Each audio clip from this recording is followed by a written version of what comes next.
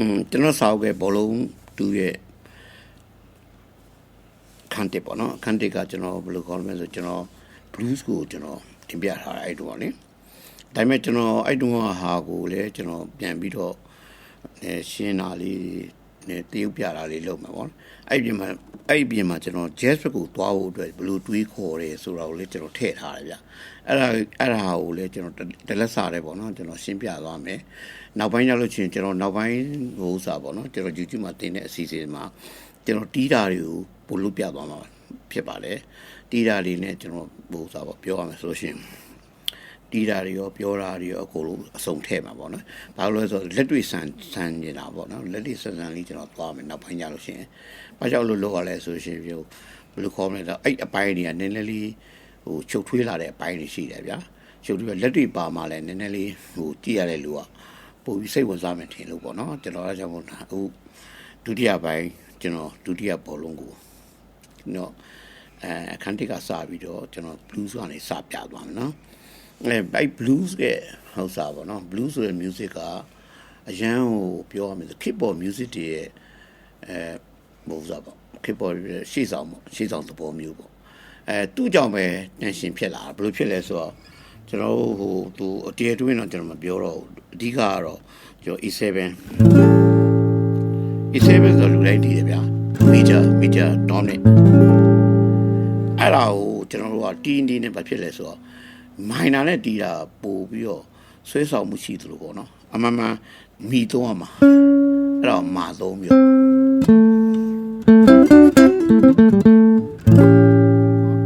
ဒါပို့ပြီးတော့နားထောင်ရတာပို့ပြီးတော့ဘယ်လိုခေါ်မလဲပို့ပြီးတော့ဆွဲဆောင်မှုရှိတဲ့ tension ဖြစ်တယ်ပေါ့အဲ့တော့ဖြစ်လဲဆိုတော့နောက်ပိုင်းကျတော့ကျွန်တော်တို့ဘာလို့ဆိုတော့ကျွန်တော်တို့အဲ့ theory သမားတွေပေါ့နော်ပြုစုလူနောက်လူတွေသင်ဖို့အတွက်ဒီ tension music ဆိုတဲ့ဟာမျိုးပို့ပြီးတော့ကြံစတွေးခေါ်လာကြတယ်ပေါ့နော်ပို့ပြီးတော့နားထောင်ကောင်းတဲ့ဘက်ကိုဒီကတော့အကြောင်းကျစင်ညောလာဒါ Mesoladian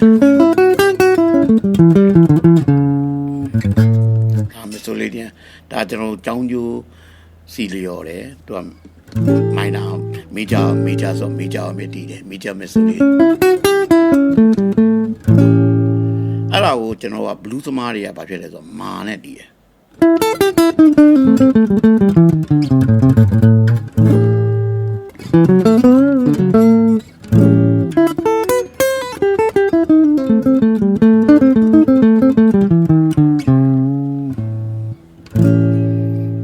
အဲ့ရနေပဲကျွန်တော်ဘယ်လိုခေါ်မလဲဆိုတော့ကျွန်တော်ဒီ jazz rock တွေပါတယ်အကုန်ပေါ်လာတယ်ဗျရှင်းပြောလို့ရှိရင်ဒီ tension music ပေါ့အဲကြောင့် rock တို့ jazz ဆိုတော့ပို့ပြီးလူကြိုက်များကြတာပေါ့နော်ဘယ်လိုခေါ်နောက်ပိုင်းနေမှာပေါ့နော် modern music တွေဖြစ်ကုန်တော့ပို့ပြီးတော့လဲဆွဲဆောင်မှုရှိတယ်ပို့ပြီးတော့လဲ tension တွေဖြစ်တယ်ဥစားပေါ့ပို့ပြီးတော့လဲကျွန်တော်ဘာကားလဲဆိုအဲ့လိုပြောရမယ်ဆိုလို့ရှိရင်ဒီလိုဟိုမစီရော်တဲ့အလုံးတွေထည့်တီးပြီးတော့ဆွဲဆောင်မှုရှိတဲ့ tension ပေါ့ tension ဖြစ်တဲ့ note တွေသုံးပြီးတော့ music ကိုပို့ပြီးတော့ကောင်းတမန်ဖြစ်အောင်ကြိုးစားကြတာပေါ့နော်အဲ့ဒါတွေကိုကျွန်တော်အခုတီးပြီးတော့အဖြည်းဖြည်းနဲ့တရုပ်ပြသွားမယ်နော် okay ကျွန်တော်ပြန်စားလိုက်ဒါမေးကြပေါ့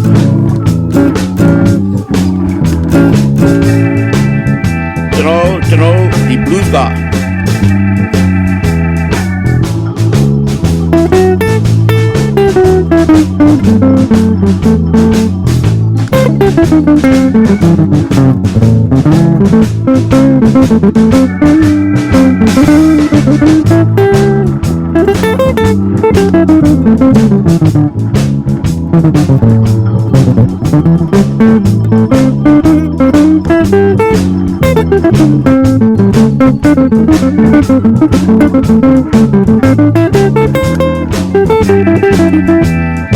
minor blues ပေါ့နော်အဲ့ဒါကိုပဲကျွန်တော် major blues နဲ့တီးရရတယ်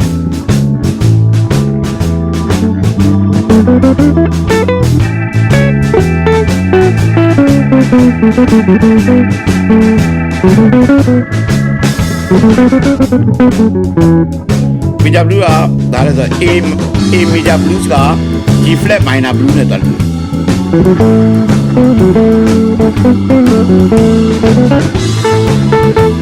E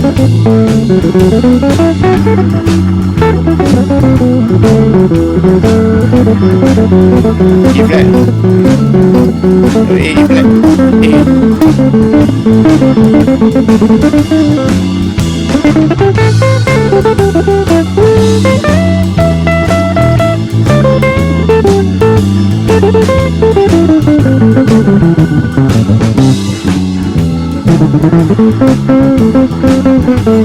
Hi, deep ready.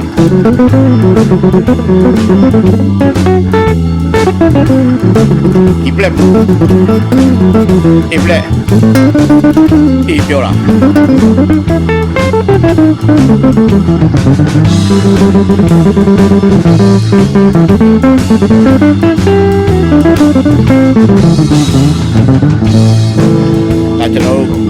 ကျွန်တော်ဒီပက်ကင်တီးတဲ့ခါမှာလူပက်ကင်မှာမဒီအဲ့လိုရဒါဒီကောကျွန်တော်လာလို့ပေါ့အဲ့တော့ပြောတယ်ဆိုရှင်လူရဲ့တဘာဝဟိုကဒိုရန်ဘိုးပြုတ်တယ်အဲ့တော့ဒိုရန်တီးလို့ရတယ်အဲ့တော့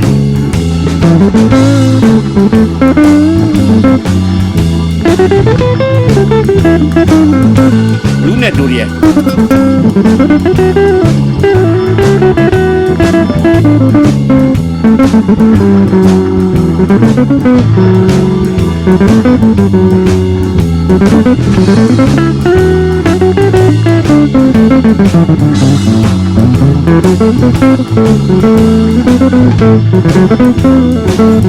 ဒါG flat blue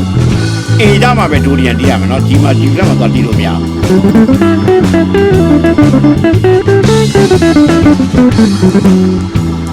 အေးရဒိုရီယန်ဆိုလို့ရှိရင် G scale ဖြစ်သွားတာပေါ့နော်အဲ့တော့ G scale တီးမယ်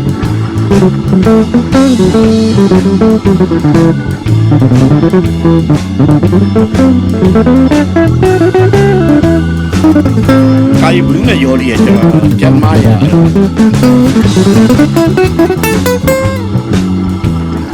ဒီစကေးဆိုရင်ဘီယာဖီဂျီယန်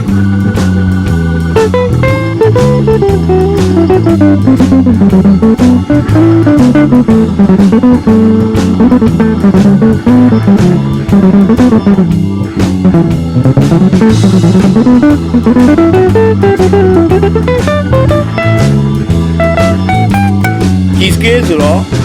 ဒီ7ကြောက်ချင်းမဆိုလီယန်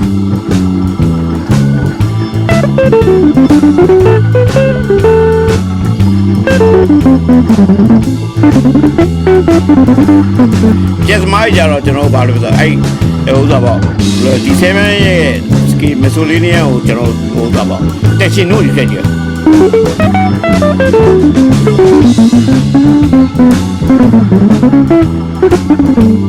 ခရိုမက်တီ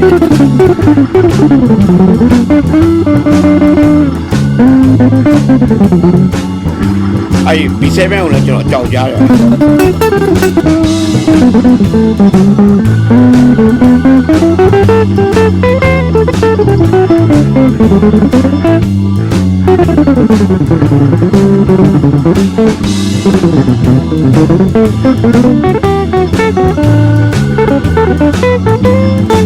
ကာလီလည်းဘလူးပြန်နေကျွန်တော်ကျက်သမားရဲ့စကီးစုံတီးရပေါ့ပြီးဘလူးနဲ့ဒူရီယန်ပေါင်းဒါဒူရီယန်ဒါဘလူးကလို့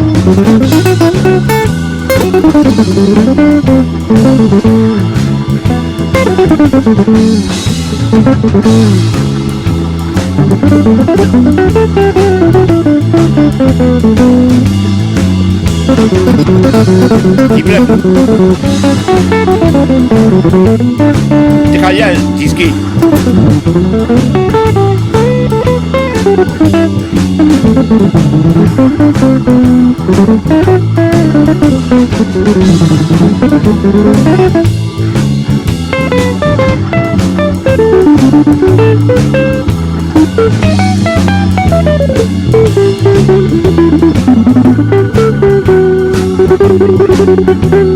ကျွန်တော်ဒီကောကျွန်တော်ကဘယ်လိုကောင်းလဲ A7 ကငကိုလေးကသူကဒီကီလေးအဲ့တော့ဒီကီလေးတီးလို့ရတယ်ကျွန်တော်ခုနကတော့ပြောပြီး blue တီးလို့ရတယ် G flat blue တီးလို့ရတယ် A free blue တီးရတယ် G flatပြီးတော့ပြီးရင် D key လည်းတီးလို့ရတယ် A7 ဆိုဒီကီလေးသူ့ကို original ပေါ့အဲ့ကောင် minor ထားလိုက်လို့ရှိရင် Dorian ပေါ့နော်ဒီလေဆိုဒီကီဖြစ်သွားပြန်အဲ့တော့ဒီကီတီးမယ်ဆိုလည်းရကျွန်တော်ဒီပြ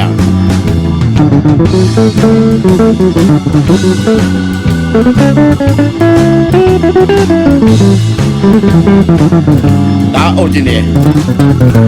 ဒါပြောရမယ်ဆို Vija minor မခွဲ tension မပါဘူးဗျာအမှန်မှန်ပြော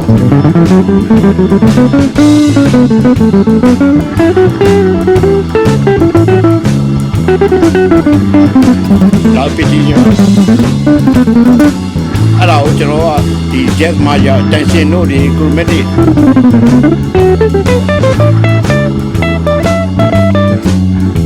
ဘာလဲခုနက disc ဆို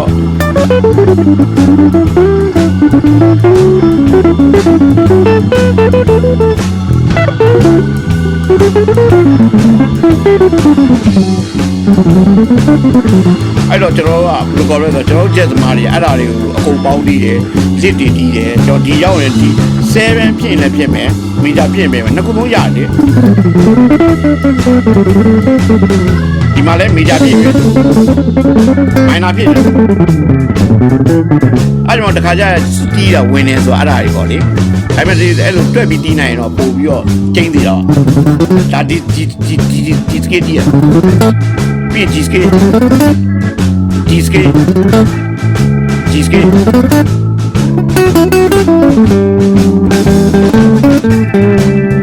မင်းကဒါပြီးကြမိုင်းနာ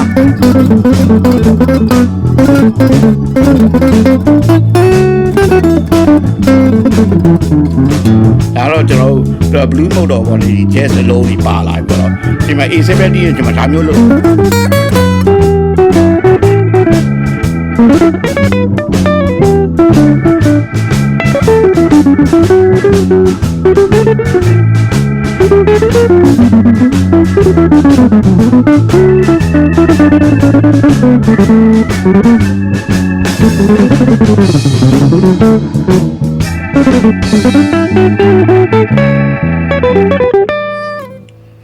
တော့အဲ့ဒါတွေကတော့ကျွန်တော်တရုပ်ပြတာပါเนาะရှင်းပြောလို့ချင်းကျွန်တော်ကဒီ music ကိုလုပ်တဲ့အချိန်မှာကျွန်တော် jazz ကိုသွားတဲ့ခါမှာအဲ့လိုပေါ့ကျွန်တော်မျိုးစုံရှုတော့စဉ်းစားတယ်အဲ့တော့ A7 တခုတည်းဟို A blues G plus blue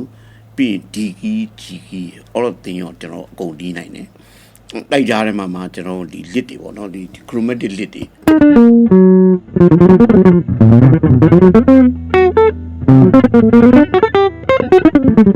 ဒါကျွန်တော်ဟိုပြောရရင်ကျွန်တော်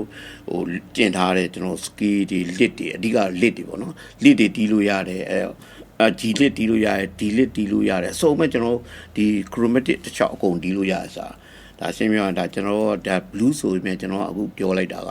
jazz track ကိုသွားဖို့အတွက်ကျွန်တော်ရည်ရွယ်ပြီးတော့ပြောလိုက်ပါတော့နော်နောက်ဆက်ပြီးတော့ကျွန်တော်တင်ပြပါမယ်နော်